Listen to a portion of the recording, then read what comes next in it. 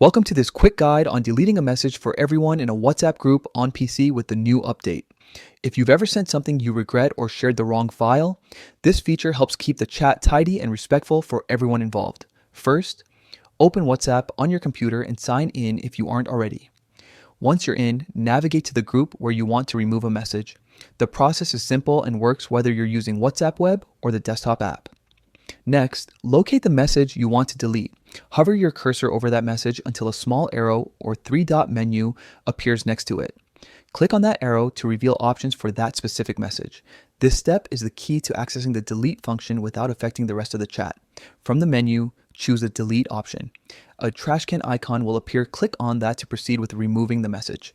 You'll see two choices: delete for me and delete for everyone. Select delete for everyone to remove the message from the chat for all participants. This is especially useful if the message was sent by mistake or contained sensitive information. The final step is confirming your choice. A confirmation prompt will appear to ensure you really want to delete for everyone. Confirm the action and the message will disappear from the group chat for everyone who is part of the conversation.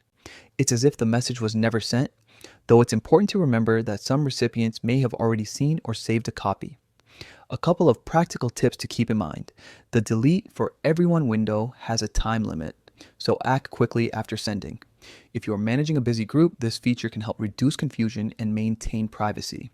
Also, while the message disappears from the chat, recipients might still see a notification depending on their device settings.